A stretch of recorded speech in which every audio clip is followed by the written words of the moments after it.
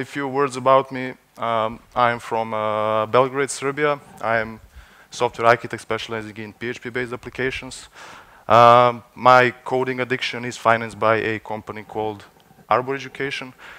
I am also one of the organizers of the PHP Serbia conference, and I was wondering whether by any chance someone from this room is attending or speaking at this conference.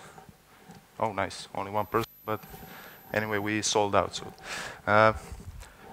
So I decided to talk about something that is not an easy topic in PHP and in programming in general, I would say. So things such as dealing with exceptional conditions, error handling, use of exception, those are all things for which you won't find many useful resources, explanation, tutorials online. And it is also one of the most neglected aspects of software development, I would say. And this talk aims to change this. So at the very beginning, I would like to remind you of a phrase in software development known as a happy path, and the fact that we, as developers, kind of naturally gravitate towards to it both when writing our code and testing it. So we are giving too much attention to this default scenario of application execution. We often neglect that opposite of happy path, known as bad paths, sad paths, exception paths. So consider this simple example where we are asking a user repository to get us a user by its username or by its name, and we want to notify that user or some notification in case that user is subscribed to that notification, right? This looks pretty much straightforward. We've all written code like this. But who has been here, right? Yeah. So most of us were burned by forgetting to test for null, right? And of course, this can be fixed easily, right? By putting this null check. But the problem with this is that this is ugly, you know, it's error prone also. And the problem with this code, in fact, is not that this null check it was missing, but the fact that the author of this repository, of this method, designed it in a way so that it shifts the burden upon caller, right? By making this return type nullable. So my suggestion here would be not to return null from methods, and not only nulls, but any other odd value like return codes, Boolean flags, right? We have many examples of that in the PHP language itself, where you have some functions which most of the time return some value that they are supposed to return, but sometimes they return some false or any other odd value. Because if you return null for methods, you're going to end up with flood of repeated null checks, right? I bet that you are right now working on some code where every other line is null not equals to something, right? And if you omit only one, that can have disastrous consequences, right? So, and this is not a revolutionary idea, right? In fact, I just agree with something that was stated long before me by prominent experts in our field, like Uncle Bob, for example, in his Clean Code book. And what Uncle Bob also suggests in that book, he offers two alternatives, right? One of them is to throw an exception, and the other is to return a special case object instead. So let's examine both. So first alternative is to throw a meaningful exception as part of your API contract of this method and guide the consumer instead of returning some odd values for which he probably won't be prepared for, right? Now, the user can only focus on the contract of this method to know how to use this method, right? He doesn't even need to dig into this concrete implementation of this user repository to know how to put himself against using your method, right? Now, if user now, and yeah, if I hope that someday PHP is going to have real annotations, right? So this definition of this method can look like so, right? Real annotation, no dog blocks. I hate dog blocks, actually, you know. So now, if the user knows how to deal with this exception, he's going to use try-catch block instead. But try-catch blocks are ugly in itself, right? So because they kind of blur the intention, they kind of mix normal and error processing. So my advice here would also be to always split those, to extract those blocks into separate methods, giving them some meaningful names, so it's easy now to see what is going on right now. So second alternative is a special case. So special case is also known as a null object. You probably heard for that one before. So it is a pattern that was described in Martin Fowler's book. So it works by creating a custom class that exhibits some special behavior. In our example, that was a case when a user is missing, when our repository fails to find a user. So I override some behavior of a user with some meaningful values. And the second step is to return that special case instance that has the same interface as what the caller expects, right? So therefore, you can now get rid of that null check, right? And there is a nice consistency to it, because user repository now always return a instance of a user which is guaranteed to behave appropriately, right? So our application will still continue to work normally, regardless of whether user was found or not. So you have that continuous flow of execution, no interruption, right? No need for null checks. So still, there are many cases where you would want to know whether that user repository really failed to find a user. So while you might be tempted to do something like this, I suggest that you aim for something like this instead. You're going to see why soon. So this second approach can be accomplished by creating this static factory for creating our special case within the user class itself. And special case, right, by its nature, it's stateless. It's immutable, actually, so it doesn't change state. So it doesn't make sense for you to have multiple instances of the same object in memory. It's not efficient. So you really want to make sure that every special case you're creating is a singleton, basically. So this is one way. But if you are a cool kid like me, you're going to take advantage of anonymous classes feature introduced in PHP 7 to create this special case object inline. So there is no separate class. So you override that default behavior of this special case right in the user class itself. So you enable that there is a single instance, so there's no way that anyone other can create it from outside. So which is one of the requirements for a special case pattern. So that's why that check instance of unknown user wouldn't work, because there is no class. And this is basically implementation of something that exists in some other languages like Java, because this class is now what is known as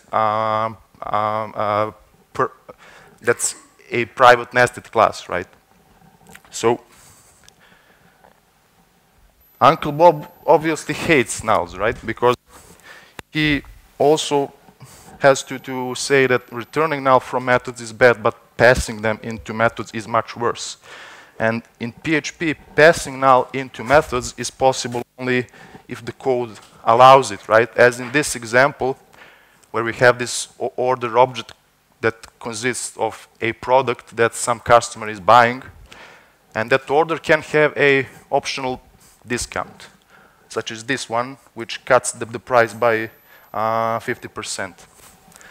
And developer, the author of this code, who read that business requirement that discount can be optional, he literally translated that to his code by making this parameter optional.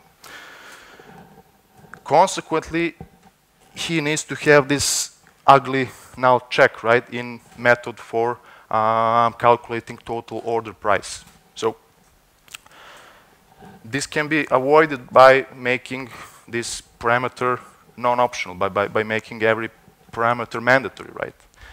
But now we still need to satisfy that business requirement of discount being optional. So how do we do that? What else do we need in this entire code? That's what we had. We don't want make we don't want to have optional parameters.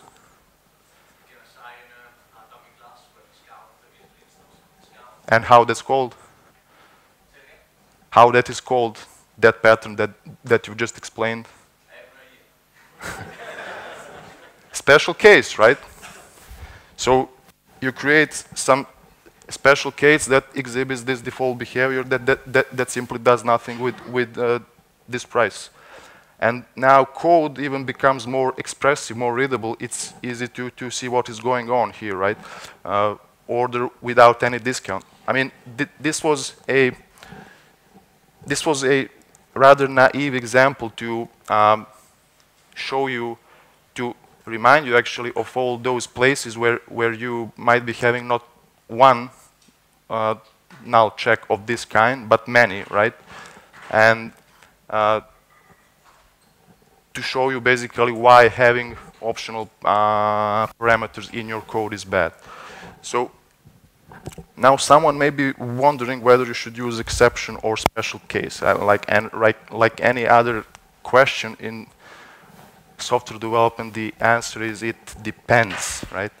But what can I say about this is that definitely, like we've seen, special case over default over optional parameters all day long, right? There's no doubt that this is the right way to go, right? Exceptions, they break normal flow, right? When we throw them when we encounter some exceptional conditions, but sometimes you don't want to abort your program execution, right? So that's why we use special case in some case where, like in that initial example where we want to notify some user, but we don't need to actually break that flow, right? Because special case, what they do in essence is that they encapsulate that exceptional condition so that the caller does not have to deal with it. So, but if those checks for special case object, like if user equals to user unknown, if they begin to pile up, and if on those checks you start to do certain things such as logging or throwing an exception, that is a clear indicator. Basically, I mean, there's no difference really between that and using null, right? So it's a clear indicator that maybe throwing an exception was a better choice at the first place, because exceptions, they typically aim to emphasize some violated business rule in your logic. So the next part of this talk will be devoted to the use of exceptions, to managing exceptions. So how do we use them, right? It should be simple. Just throw some predefined exception and call it a day, right? Well, of course not. You know, for the same reason you create basically custom entity types such as user, to do customer, order, whatever, instead of using plain arrays or using standard class. You create custom exception types, right? To bring semantics to your code, to emphasize type over exception message, right? So you put all your exceptions in the exception namespace by a convention, and there can be multiple exception namespaces for each module or a component in your system. Naming exceptions and creating exception classes. So be specific. Use descriptive names for your exceptions. Ideally, there should be separate exception class for every exceptional condition that you might have in your application. Also notice that I'm not using exception suffix in the name, and I suggest you should not use that neither. Because imagine if we did use this exception suffix. First thing you are noticing here is that exception is already a namespace. So you have this duplication within fully qualified class name, right? And also the wording and the context in which this exception class is used. So throw, what else can be thrown other than exception? Catch also, right? This variable name, that all clearly indicates that we are dealing with an exception, right? So clearly this exception suffix is not needed, right? And we should fix that by simply not including it. You probably also notice that I'm not using interface as a suffix for user repository example, but this entire thing with naming is a completely different story, and I can talk about it like for 40 minutes. Like it's a completely separate chapter. Component level exception type. Well, by its definition, it is an exception type that can be called by for any exception that gets raised from a given component. That's by definition, and it works by using a marker interface design pattern. So you create this empty interface. It has no body, it has no nothing, it's empty. That's why it's called marker interface. And you have all your exceptions implement that interface. And consequently, caller gets any number of opportunities to catch any exception from a given component. Guzzle is a great example of that. Who uses Guzzle over here, or has used Guzzle? Right. So, and I'm not sure whether you know, so, sorry. This class over here is actually a marker interface. These are some concrete exceptions. So what the use of this pattern allows you is that we can treat client exceptions one way, server exceptions the other way, or any other Guzzle exception out there, right, the other way. So this technique is very important for library code if you're writing libraries, but it's also relevant for applications. Formatting exception messages. So next technique. The problem is that formatting logic in place where exceptions are thrown can be very distracting. It results in distracting and noisy code, you know. So while this may not seem bad, things can sometimes get, you know, pretty messy. So idea is to somehow extract this logic into exception classes themselves. And you do that by the use of named constructors. Remember that, my favorite one. So you create this static factory method, give it some meaningful name, and put your formatting logic in there. Named constructors are not only important because of formatting exception messages, but they are really good at expressing the intent through your code, right? Because now throwing an exception becomes more readable, more expressive. It's almost like you're reading some sentence, right? User not found by username. Further, you can use named constructors for coherent exceptional conditions. So what does that mean? It means that, like in this example where there is a business rule, the to-do must be open in order to perform certain actions on it, right? So author of this code decided to capture all those illegal acts within one cohesive exception class. So you can do that too, right? Having multiple named constructors in same exception class. So remember named constructors.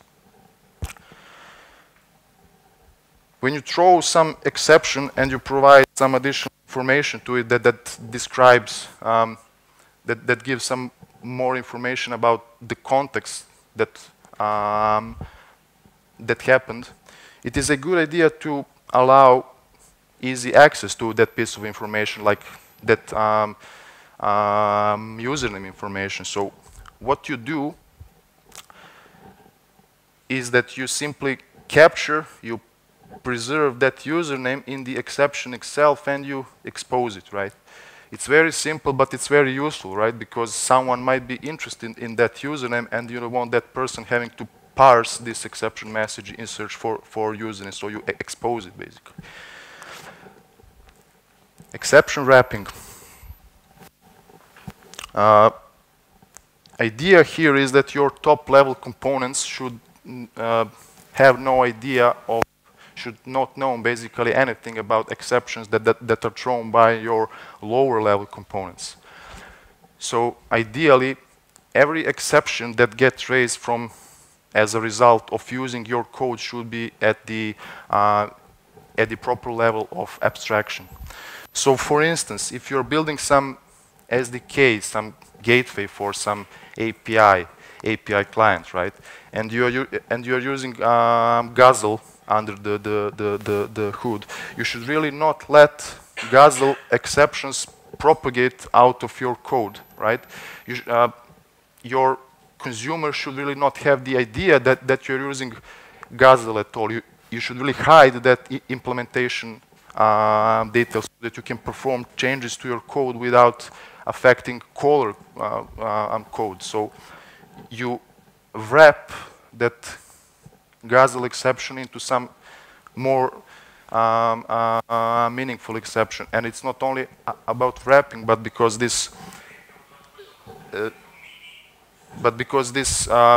new API not available exception is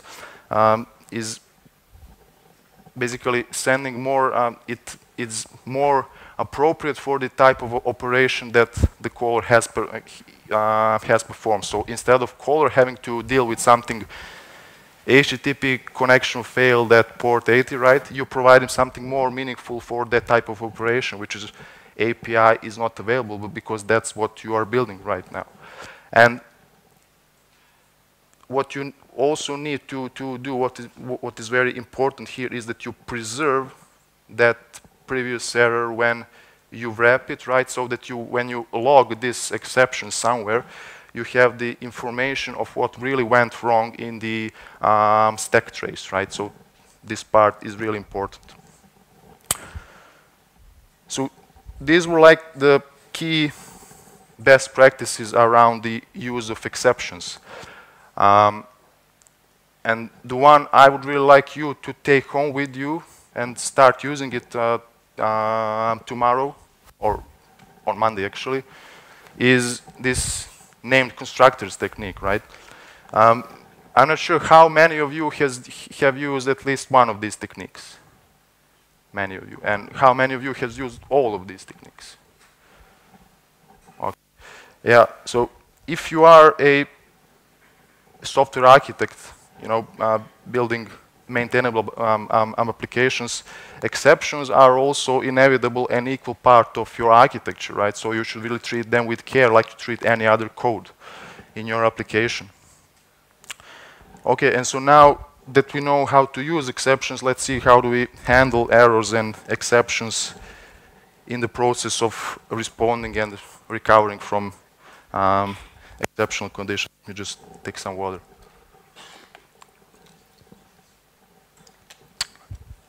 So, obviously, the first approach will be to catch exception, but you should ask yourself when to catch exception, when we should catch exception. Well, you may disagree with me about that one, but as a rule of thumb, I suggest that you should only catch exceptions if you know how to deal with them in a way that the application continues to work normally. So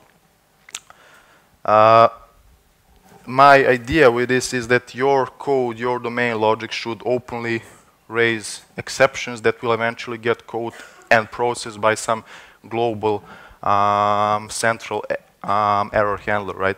So if you implement your central error handling system well, it will be a uniform and universal solution that allows for managing all the errors, all the exceptions from a single place.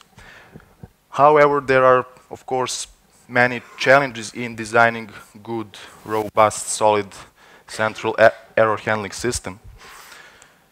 So it needs to, so good error handling system needs to provide just as much information to be helpful for users of a system so that they know what went wrong. At the same time, it needs to suppress any other sensitive information that is not intended for users, right? You don't want to leak some database credentials, for example, in your error messages. It should also collect as much as information as possible to be that will benefit maintainers, right? Us. But also, it should be adaptable. So your application may support to be invoked through different ports, right? Web, API, command line, whatever. So your error handling system should be able to adapt to all those types of interactions. So let's see, how do we build one? So while you can roll your right by overriding default PHP's error handling, I suggest that you take a look at some of the existing libraries that are out there. One of them is Whoops. You've probably heard for Whoops because it's very popular, I think, in the Laravel ecosystem. The other one is Boo, but the problem with Boo is that it's not actively maintained, or at least it wasn't when I last checked for it. So I will use Whoops in these examples. So how do I use Whoops? Well, I use it as any other service in my application. I create a factory for it, and Whoops is based on this concept of handlers. And handlers are added in last in, first out order. And as you can see, it has those built-in handlers that are only about formatting exception message, presenting it to the user, right? And as you can see, I'm adding them conditionally based on the context where my application is executing, where my application is running. So, but you should not really use this type of checks. This is just for the sake of simplicity of these examples. I mean, you can. They are provided by Whoops. And you can also create your custom handlers, and we're going to see more about this too a bit later. So having this factory in place, somewhere in my bootstrapping logic, I get that service by its name, I invoke this register function. And because of the fact that I'm including this bootstrap in both my web application route and in my command application route, right? I have this central error handling system set for my entire application, right? For any type of interaction. So you remember that one of the challenges, one of the requirements of a good error handling system was to be able to log errors, right? So you can easily implement your own handler for Whoops, and you can log errors using some PSR3 compliant logger, right? But for some reason, I don't want to be logging every error. So for instance, I may not be interested in logging client errors because I want to focus on server errors that will eventually lead to bugs in my code, right? So how do I know which exception I should be logging or not, right? I can have some big list of exception classes that I don't want to be logging, but that's not maintainable, right? So what I do, I introduce some interface of this kind, marker interface, and I have all my exception implemented to know whether they should be logged or not.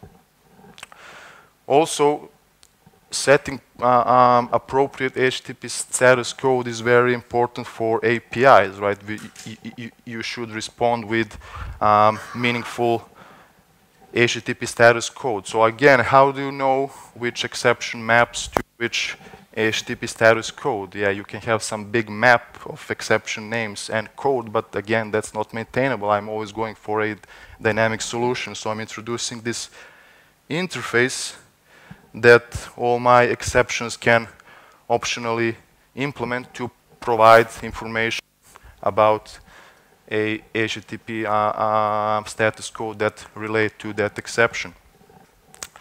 What I wanted to show you with this is that how maintainable, how extensible your handling system becomes when you design it this way, right?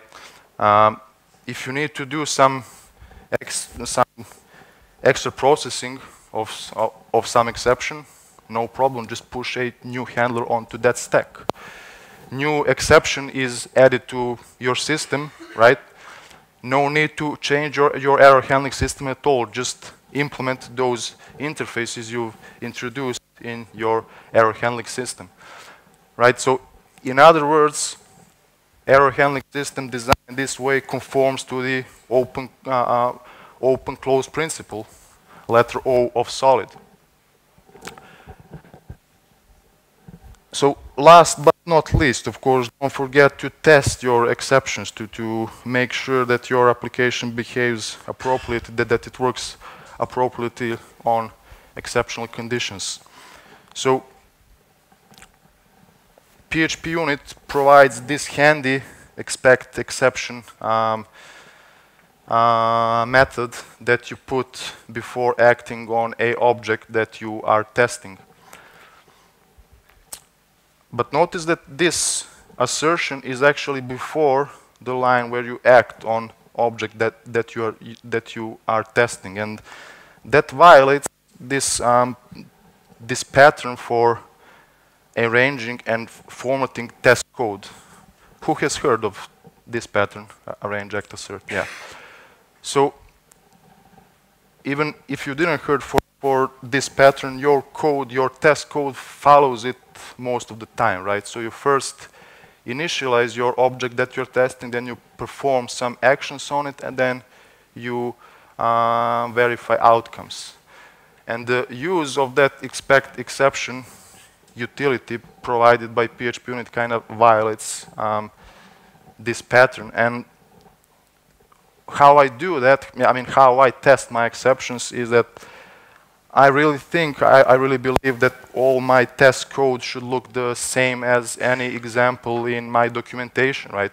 So this requires a little bit more hassle, as you can see. You need to write try catch blocks, but at least this makes all my test code consistent, right? In line with that arrange, act, assert pattern, basically. And that's all I had to say, pretty much. Slides are already up if you are interested.